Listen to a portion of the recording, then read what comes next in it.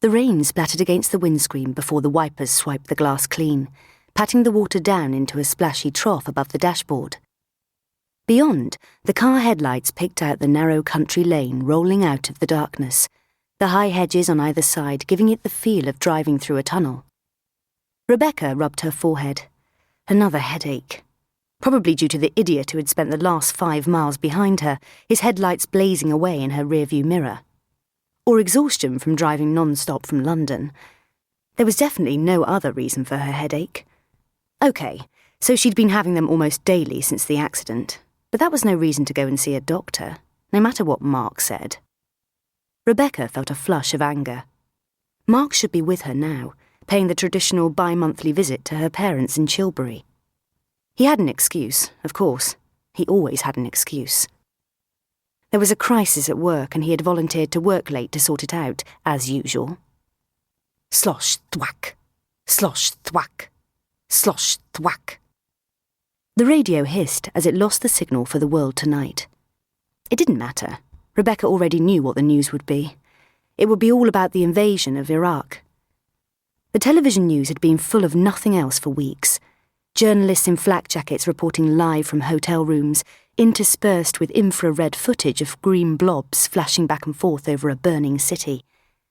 It was like watching someone commentating on a computer game. Today's big story had been about American soldiers pulling down a statue of Saddam Hussein in some dusty town square, while the reporter burbled excitedly about it being a momentous event in history. Seeing the footage of the conquering heroes draping their flag over the fallen statue, Rebecca had felt sick and ashamed.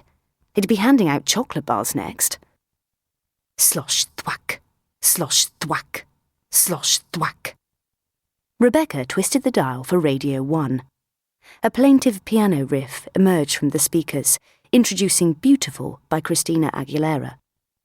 Rebecca left the song playing. It suited her mood and wouldn't distract her from driving.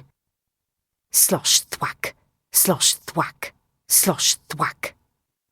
Approaching a sharp left turn, Rebecca changed down to second gear. She turned the corner to be suddenly confronted by 2 brilliant shining lights bearing down upon her. A horn blared out like a monster's roar. Instinctively, Rebecca wrenched the steering wheel to the left to avoid the oncoming heavy goods lorry.